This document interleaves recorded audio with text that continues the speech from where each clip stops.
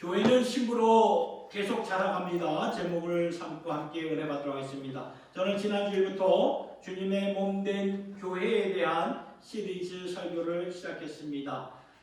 이 말씀을 준비하게 된 이유는 주님의 몸된 교회가 새롭게 교회의 영광을 회복했으면 좋겠다는 그러한 마음에서 준비하게 된 것이고, 그리고 계속해서 오늘 이 주위에 우리가 돌아가는 세상의 뉴스를 보면은 교회에 대한 비난과 비판의 소리를 통해서 알게 모르게 우리 자신도 다운이 된 것 같아.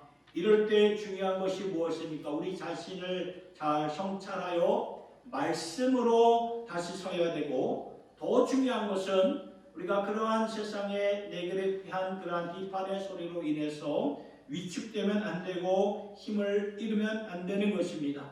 세상의 소리 때문에 우리 스스로 주님의 교회를 과소평가하면 안 되는 것이죠.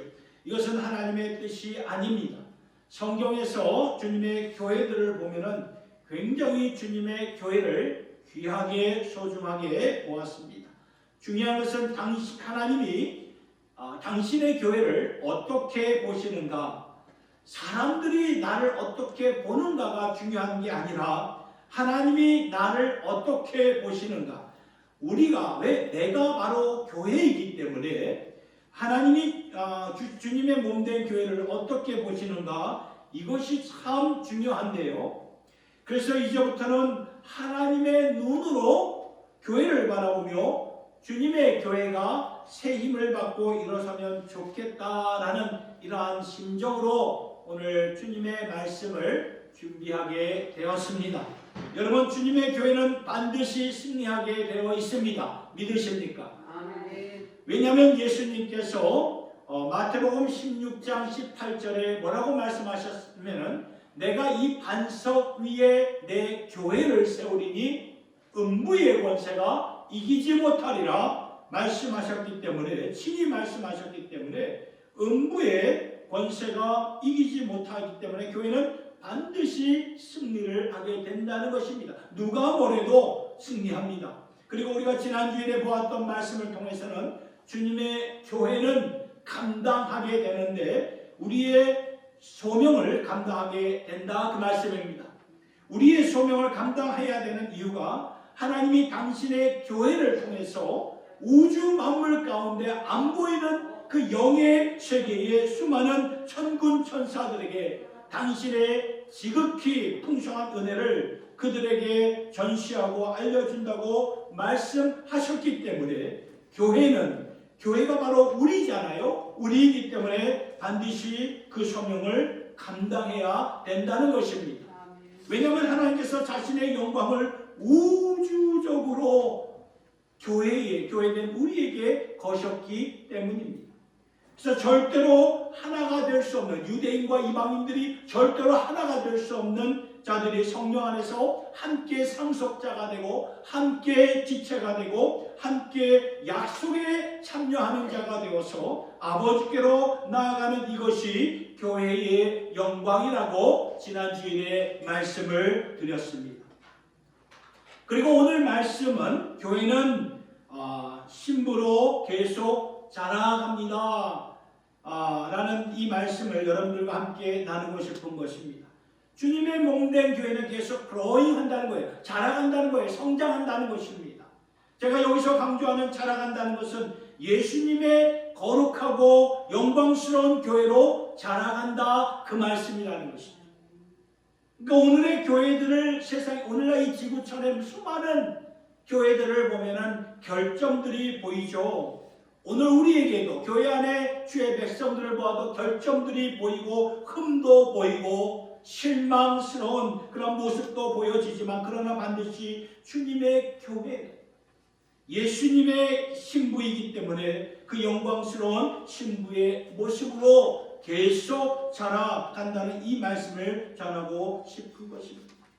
그래서 저는 오늘 두 구절에서 에베소서와 요한계시록의 그 말씀을 보았는데, 에베소서 5장의 말씀은 사실 이 말씀의 앞과 뒤의 문맥을 보면 사도 바울이요 예수를 믿는 남편들이 어떻게 살아야 되고 예수를 믿는 아내들이 어떻게 살아야 되는가, 부부의 관에 대해서 말씀하고 있습니다. 따라서 우리가 예수를 믿게 되면 우리의 삶의 모든 면들이 다 이렇게 변화되고 성숙되게 되는데, 근데 중요한 것은 하나님이 어떻게 보시는가? 남편과 아내에 대해 말씀하는 가운데 오늘 말씀을 보니까 갑자기 그리스도와 교회에 대해서 그 말씀으로 토픽을 바꾸시는 것을 보게 됩니다. 무슨 말입니까? 남편과 아내에 대해서, 그러다가 교회, 그리스도와 교회에 대해 말씀하시는 것은 같이 연결이 되었다, 그 말씀이라는 것입니다.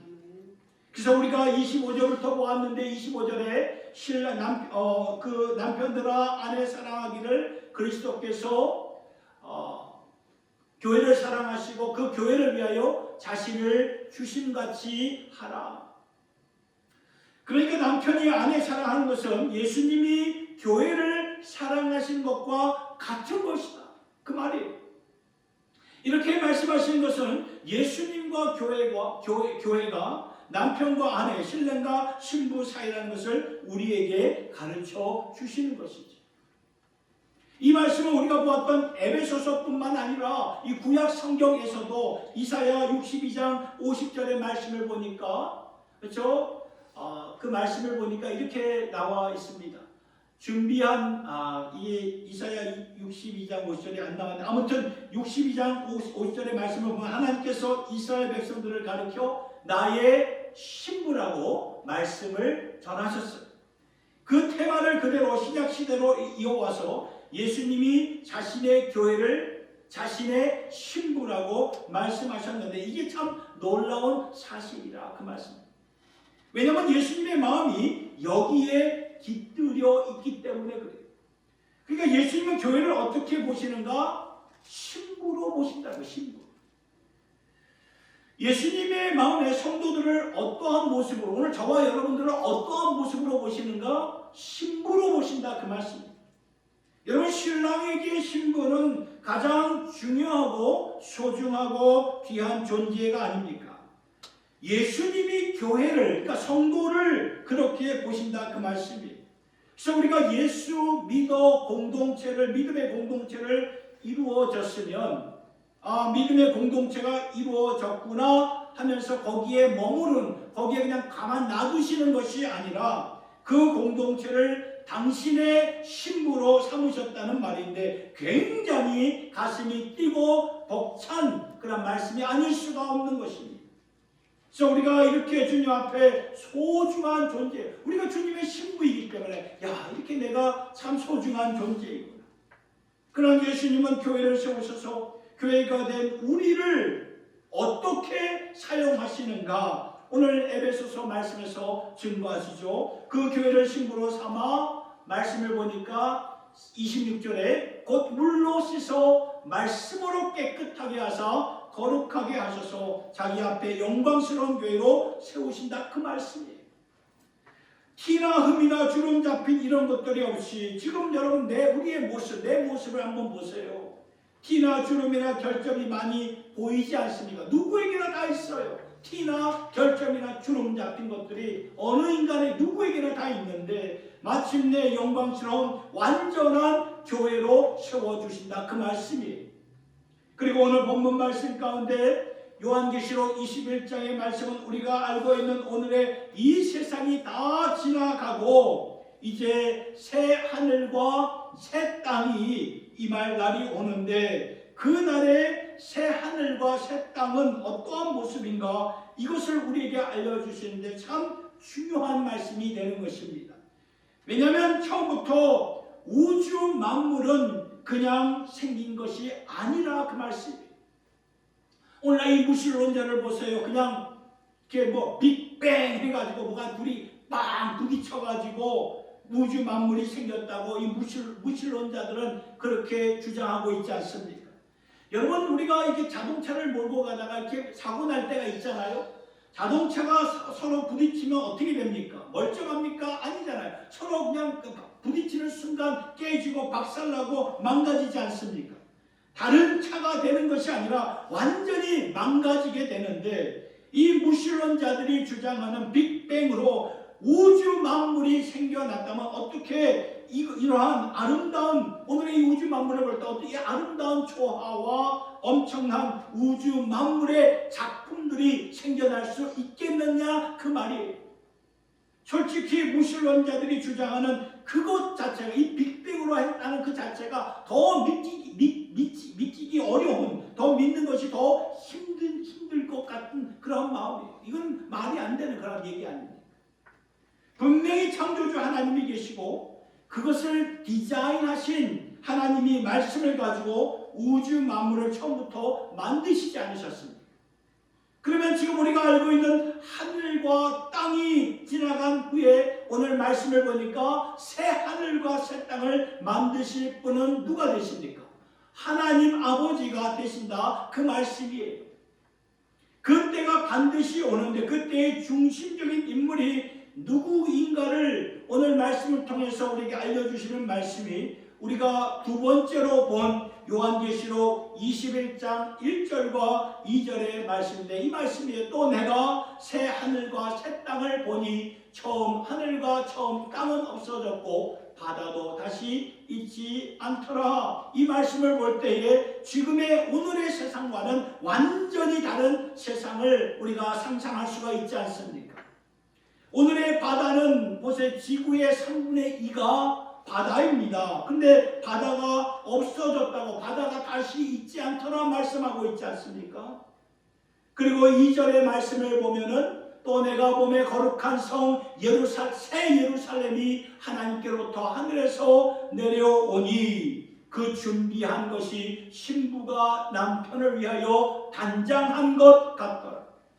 여러분, 이 말씀을 주의 깊게 보면은 구약 시대의 하나님은 예루살렘으로 중심으로 당신의 역사를 펼쳐 가셨던 것입니다. 예루살렘의 성전이 세워졌고 그 성전에서 하나님이 당신의 말씀을 주셨습니다. 그러면 새 하늘과 새 땅도 새 예루살렘이 중심이 될 것인데, 다만 이번에는 새 예루살렘이라는 것이 도시가 아니라 바로 신부를 가리키는 거예요. 도시가 아니라 신부를 가리키는 거예요. 신부인데 어떠한 신부인가? 말씀을 보니까 하늘에서 내려오니, 그 말씀이에요. 그 준비한 것이 신부가 남편을 위하여 단장한 것 같더라. 그러니까 단장된 신부, 준비된 신부. 여러분, 에베소서 5장에서 예수님의 신부가 뭐라고 말씀하셨습니까? 교회라고 말씀하셨는데, 그 교회는 흠도 있고, 지금 오늘 우리를 말하는 거예요. 흠도 있고 결점도 있고 그런 그 여러 가지 그러한 참 부족한 부분들이 많이 있는데, 그러한 것을 교회로 나중에 영광스럽게 만들어 가실 것이다, 그 말씀을 하십니다. 그러니까 역사의 마지막에 주님께서는 반드시 약속하신 자신의 교회를 단장되고 화려한 거룩한 영광스러운 신부로 만들어서 그와 함께, 그러니까 예수님과 함께 새 하늘과 새 땅을 통치한다, 그 말씀을 주시는 것입니다. 그러면서 성경 말씀이, 그러면서 요한계시록 말씀이 끝나잖아요. 그 후에는 그때 가서 이제 알게 되는데, 중요한 것은 요한계시록 말씀을 통해서 주시는 말씀은 무엇인가? 완벽하게 준비된 교회와 주님이 새 하늘과 새 땅의 중심이 되어서 통치를 하신다는 말씀이 되는 것입니다. 여러분, 오늘 어느 나라, 어느 그 땅을 가보아도 통치하는 자가 있습니다. 왕이 있든지 총리가 있든지 대통령이 있든지 통치하는 자가 있는데, 새 하늘과 새 땅에도 통치하는 그 중심의 왕은 누가 되십니까? 우리 왕은 누가 되시죠? 예수 그리스도가 되시고, 예수님이 되시고, 예수와 함께 왕 노릇하는 자들은 준비된 교회, 곧 주의 백성들이 된다. 저와 여러분들이 된다, 그 말씀이 된다는 것입니다. 그 성경은 지금 우리 눈에 보이는 교회에서부터 장차 마지막 때에 우리가 보게 될 교회를 같이 보여주고 있는 말씀이에요. 에베소서에 있는 말씀과 요한계시록의 말씀을 볼 때 같이 보여주시는 거예요. 여러분 성경에 에베소 교회가 있었고 초대교회가 있었고 고린도 교회 여러 교회들이 있었지만 다 문제가 많았습니다. 우리의 입을 쩍 벌리게 만든 어떻게 그런 일들을 할 수가 있는가 하면서 참 실망스러운 우리의 눈으로 보면은 이러한 실수투성인 교회들 참 많았어요. 그러나 하나님은 그러한 교회를 어떻게 만들어 가시고 어떻게 준비하시는가? 결국에는 영광스러운 교회로 만드신다면서 지금과 앞으로 있게 될 그때의 교회를 같이 보여주신 것이죠. 그러니까 지금 우리의 모습으로 우리 자신을 판단하지 마시고 주님의 교회 우리가 이제 어떻게 펼쳐질 것인가 믿음의 눈으로 바라보면서 그 확신 가운데 살라고 말씀은 우리에게 진보하는 것이죠. 이 말씀이 좀 우리에게 좀 도움이 되기 위해서 말씀에 대한 예화를 한번 들어보겠습니다. 그 예화는 약혼과 결혼에 대한 예화입니다. 여러분 오늘날 약혼식 별로 거의 안 하죠. 아예 안 합니다. 오늘날 약혼식 그렇게 중요한 의식이 아닙니다. 그런데 우리 부모님 세대는 반드시 약혼식을 치러야만 했던 것 우리 다 기억하고 있지 않습니까? 그때는 약혼식이 참 중요했습니다. 그래서 언젠가 가족의 사진을 보니까 부모님의 약혼 사진이 흑백 사진으로 있는 것을 보았습니다. 1970년도에 찍은 약혼 사진이었습니다. 그리고 5개월 내지 6개월 후에 결혼을 하셨는데 그러니까 약혼식을 통해서 이미 결혼이 확정이 되었기에 서로에게 약속으로 엮여진 사람들이 된 것이지요. 그러니까 우리나라 풍습보다도 훨씬 더 중요하게 약혼 예식의 의미를 강조한 이 이스라엘 나라의 그 문화를 보면은 약혼을 하게 되면 이미 신랑이 되고 신부가 되는 것이다. 그러니까 약혼한 신랑, 약혼한 신부가 된 것이고 나중에 결혼하면 결혼한 신랑과 결혼한 신부가 되는 것입니다. 이미 약혼으로 맺어졌기 때문에 결혼한 신랑, 신부가 된 것이라 그 말이죠.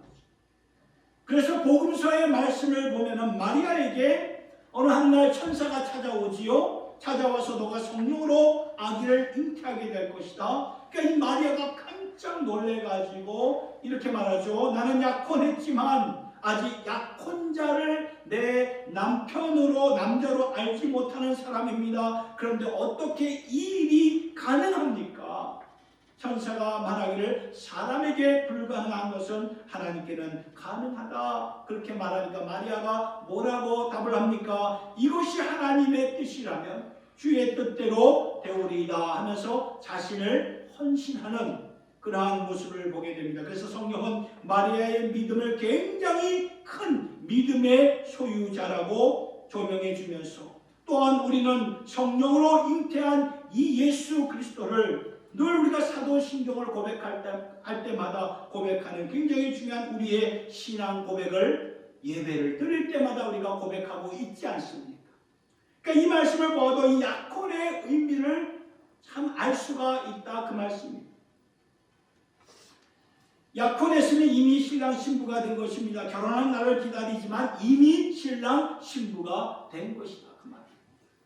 요한계시록에서 한 말씀을 더 보겠는데 요한계시록 19장 6절에서 8절에 이런 말씀이 있습니다. 이 말씀은 하나님의 그 구속 사역이 다 끝난 다음에 천국에서 무슨 일이 있을 것인가, 모든 믿는 자들이 다 구원을 받고 주님의 교회가 되었을 때 사도 요한이 듣게 됩니다. 무슨 말? 이 말씀입니다. 요한계시록 19장 6절 또 내가 들으니 허다한 무리의 음성과도 같고 많은 물소리와도 같고 큰 우레소리와도 같은 소리로 이르되 할렐루야 주 우리 하나님 곧 전능하신 이가 통치하시도다. 우리가 즐거워하고 크게 기뻐하며 그에게 영광을 돌리세. 어린 양의 혼인 기약이 이르렀고 그의 아내가 자신을 준비하였으므로 그에게 빛나고 깨끗한 세마포 옷을 입도록 허락하셨으니 이 세마포 옷은 성도들의 옳은 행실이로다 하더라. 이 말씀을 보면 하나님의 구속 사역이 다 이제 끝났을 때 구원받은 자들이 천국에서 하나님의 어린 양 예수 그리스도와 혼인 잔치를 열게 된다 그 말씀이에요. 그러니까 주님의 교회가 그때 혼인한 주님의 신부가 될 것이다 라는 말씀이죠. 이 말씀이 장차 일어날 일들인데요. 그렇다면 지금 우리는 어떠한 면에서 신부입니까? 지금 우리는 어떠한 면에서 신부냐 그 말이에요. 약혼한 신부라는 거예요. 약혼한 신부. 약혼한 신부가 혼인한 신부와 같다 그 말씀이 같다는 그 말씀이. 그러니까 지금 우리가 비록 내 자신을 보았을 때 결점이 보이고 흠이 보이고 그러한 안타까운 모습이 보이지만 이러한 내 모습과 결국 그 날이 되어서 주님께서 당신의 단장되고 영광스럽고 거룩한 교회로 세워주실 신부와 지금 약혼한 신부와 같다는 그 말이에요. 아멘입니까? 아멘. 사랑하는 성도 여러분, 우리는 교회에 대한 소망을 갖고 영광의 눈으로 바라보면서 우리가 살아가야 됩니다. 그 이유가 무엇일까요? 지금 예수님의 신부된 우리가 장차 그때 예수님의 신부와 이꼴이에요. 같기 때문에 그렇다는 것입니다. 아멘. 그렇게 주님께서 이어가시고 만들어 가시는데, 그러나 여기서 우리가 한 가지 중요한 것을 깨우쳐야 할 것은 지금의 신부의 모습과 그때의 영광스러운 모습은 같은 모습이지만 이 갭이라는 게 있잖아요. 간격이 있잖아요. 그 시간이라는 간격 사이에 주님께서 우리를 어떻게 자라가게 하시느냐 그 말이에요. 이게 중요하다 그 말씀이죠. 이것이 오늘 본문 에베소서 5장 26절에서 답을 주시고 있다 그 말씀입니다. 말씀을 보니까 이는 곧 물로 씻어 말씀으로 깨끗하게 하사 거룩하게 하시고, 그러니까 지금 신부의 모습과 그때의 영광스러운 신부 같지만 그 간격 사이를 어떻게 이끌어 가신다? 말씀으로 깨끗하게 하사 거룩하게 하신다 그 말씀입니다. 아멘. 마침내 말씀으로 깨끗하게 하셔서 마침내 자신의 영광스러운 교회가 우리잖아요. 신부로 만드신다는 그 말씀인데, 말씀이에요. 여러분 여기에 나온 말씀은 원어로 헬라어로 보면 레마로 나와요. 여러분 들어보셨을 거예요. 레마로 나와 있습니다. 말씀 레마로 나와 있죠. 둘 다 우리나라 말로는 말씀하면 다 이렇게 똑같은데 헬라어에서 말씀하면은 로고스라는 게 있고요. 그리고 레마라는 게 이렇게 있습니다. 둘 다 말씀인데 로고스는 말씀 자체를 뜻하는 것입니다. 주님께서 오셔서 우리에게 주신 말씀, 기록된 말씀이 우리에게 다가오신 하나님의 진리, 그냥 개념적인 말씀인데 이 레마는 우리에게 주신 말씀이 우리 자신에게, 우리 심령 속에 살아있는 개인적인 인격적인 하나님의 음성을 가리킬 때 레마라고 말하는 것입니다. 약간의 차이가 있어요. 로고스와 레마는 약간의 차이가 있어요. 말씀을 주셨는데 그 말씀이 인격적으로 개인적으로 다가오는 살아있는 하나님의 음성을 가리켜서 레마라고 말씀하시는데, 그러니까 하나님의 말씀을 살아있는 말씀으로 내게 말씀하시는 음성으로 듣게 하시려고 그 말씀으로 우리를 깨끗하게 하신다는 것인데, 그렇다면 우리가 이 말씀을 어떻게 늘 우리가 살아가면서 어떻게 대하셔야 되냐 그 말이에요. 사모하셔야 된다는 거예요. 사모하셔야. 주의 말씀이 여러분 여기 성경책에 이렇게 이 성경책에 기록되었다가 할지라도 우리가 그 말씀이 이 눈에 들어오는 게 아니잖아요. 이 말씀이 있다고 해서 이게 막 눈에 확 들어오는 게 아니잖아요.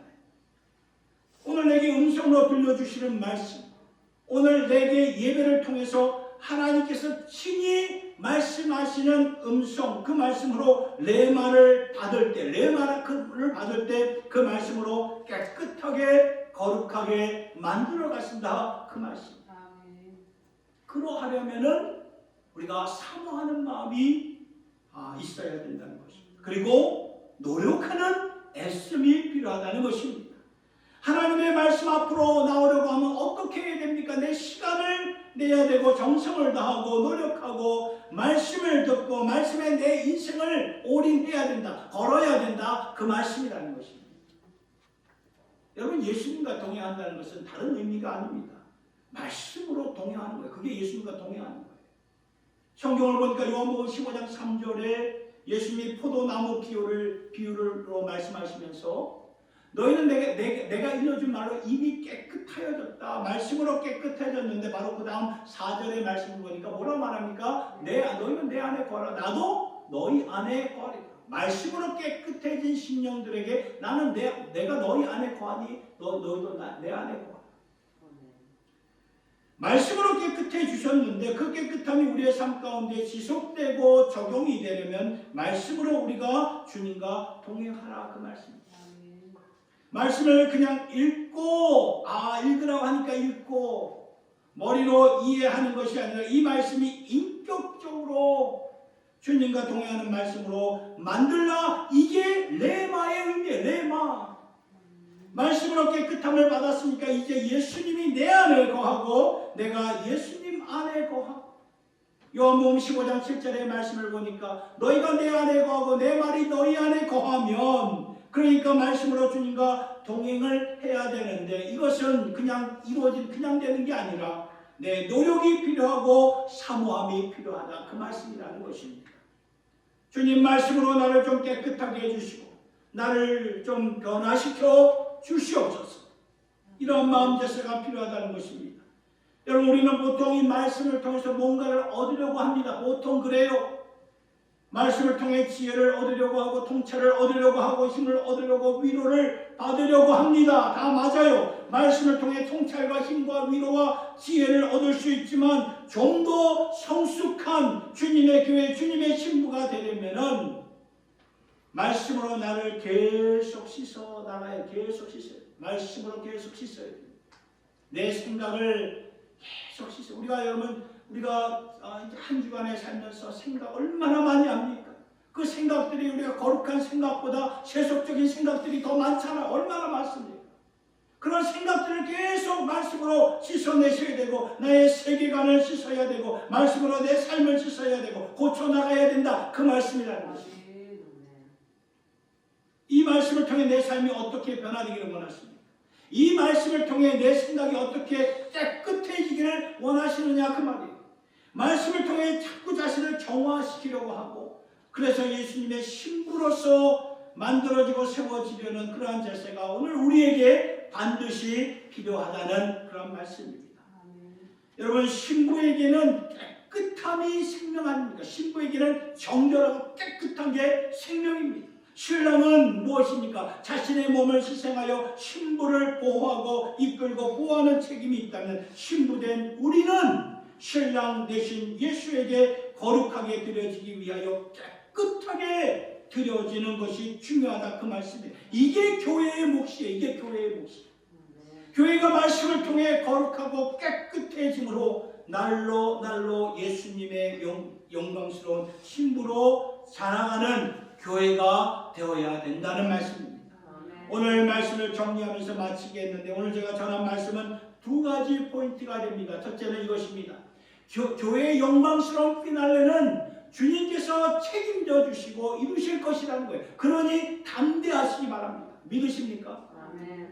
이게 첫 번째 포인트예요. 교회의 영광스러운 피날레는 주님께서 반드시 책임져 주시고 반드시 이루신다는 그렇게 될 수도 있고 안 될 수도 있고 그게 아니에요. 반드시 그렇게 해주신다 그 말씀입니다. 단장된 신부로 살아야 합니다. 그러니 교회인 우리가 주눅들지 말아야죠. 세상이 교회를 향한 말 때문에 낙심하지 말아야 하고 또 우리 자신을 보면서 낙심하지 마시고 담대하셔야 된다는 것입니다. 왜냐하면 주님의 교회는 주님께서 책임져 주시기 때문에 미리 보여주신 거 아니에요. 미리 보여주신 거예요. 여러분 우리가 스포츠 우리가 지금 뭐 이렇게 보지나 예전에 우리가 스포츠를 좋아할 때는 우리가 바쁜 일상 때문에 그 경기를 직접 관람하지 못하면은 스포츠 매니아라면은 이렇게 그 녹화를 하지 않습니까? 이게 재방송을 볼 때가 있어요. 그러면 경기 결과를 알고 어떻게 졌는지 이겼는지 알고는 있다는 거예요. 결과를 모르고 보면은 어떨 때는 굉장히 답답하죠. 어떻게 심판이 저렇게 판정을 할 수 있을까? 막 흥분이 되었다가 다운되었다, 업이 되었다가 그렇죠? 그런 모습을 보게 되는데 그러나 이 경기의 결과를 다 이미 알고 있어요. 알고 있으면 어떻습니까? 보니까 우리의 마음이 여유가 생긴다는 거예요. 여유가 담대합니다. 결과를 아니까 그 정도쯤 심판이 잘못 판정할 수 있지 뭐. 그 정도 실수할 수 있지 뭐. 여유가 생깁니다. 왜 그럴까요? 결과를 알기 때문에 그래요. 이게 교회라는 것입니다. 이게 교회예요. 성경을 왜 주셨습니까? 하나님 바이블 성경을 왜 주셨냐 이거예요. 미리 보여주시는 거예요. 미리 보여주시는 거예요. 재방송이라 그 말이에요. 재방송. 여러분 성경을 이렇게 생각해 본 적 아마 없을 거예요. 성경이 재방송이다. 하나님의 구속사역이 재방송이라는 걸 생각한 분이 그렇게 많지 않을 거예요. 그러니까 결과를 아는 성도답게 살라 그 말씀입니다. 결과를 아는, 우리 결과를 알잖아요. 어떻게 될 건지 성경을 통해서 오늘 분명히 말씀해 줬잖아요. 결과를 아는 성도답게 살라 그 말씀입니다. 세상살이에 흔들리고 넘어지고 다운되고 업되고 그러지 말고 주님의 교회는 주님께서 반드시 책임져 주신다는 것을 가슴판에 새기면서 그러니 담대하고 견고하고 흔들리지 말아야 된다 그 말씀.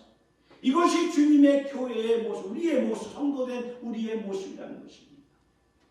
두 번째 포인트는 이것입니다. 교회의 거룩은 곧 생명입니다. 그러니 뭘로 깨끗해져야 된다고요? 말씀으로 깨끗해져야 된다. 말씀으로 깨끗해집시다. 아멘. 교회의 거룩은 생명이라면 말씀으로 깨끗해져야 된다는 거예요. 다른 방법이 없어요.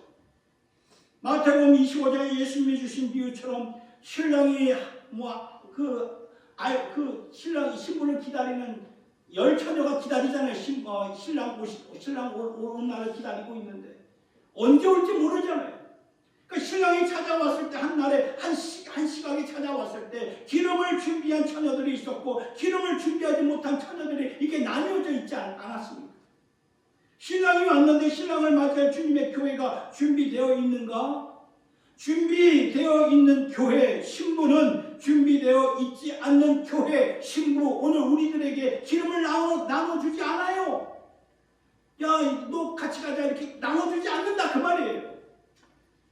이건 각자 자신들이 우리가 사는 동안에 준비해야 된다 그 말이에요. 내가 준비하지 못하면 신랑을 못 맞이하는 것이고 내가 준비하면 기름을 준비하고 준비된 그런 삶을 살면 신랑을 맞이하게 된다 그 말씀이라는 것입니다. 준비는 다른 사람이 대신할 수 없어요. 내 가족이 대신할 수 없습니다. 여러분들이 직접 하셔야 돼요. 여러분들이 직접. 말씀과 성령으로 기름을 준비해야지. 그래서 깨끗해져야지 우리가 주님을 맞이할 수 있는 준비된 주님의 백성들이 된다는 것입니다. 사랑하는 성도 여러분, 혹시나 교회에 대해 우리 자신도 좀 냉소해지고 비판적이었다면 오늘부터 마음을 좀 바꾸셔야 됩니다. 우리가 잘못한 것은 냉정하게 보면서 고쳐가야 되겠지만 교회에 대해서 우리가 비판을 하면 안 되는 것입니다. 왜냐하면 교회는 주님의 신부가 되기 때문에 신랑 앞에서 여러분 신부 비판하면 큰일 나잖아요. 그렇죠? 그러니까 건강한 비판은 때로는 필요하지만 비판을 위한 비판을 하고 교회를 쓰러뜨리려고 하고 교회에 소망이 없다고 하고 기독교 신문을 보아도 이건 기독교 신문이라고 볼 수 없는 교회를 참 힘들게 하는 교회를 까는 그러한 기사를 보면 안타까워요. 이게 도대체 뭔가? 차라리 기독교 신문이라고 말하지 말지. 그러니까 혹시나 교회에 대한 우리 안에 냉소한 마음이 있었다면 지금 우리가 좀 회개하시고 성령 하나님 우리의 마음을 바꿔달라.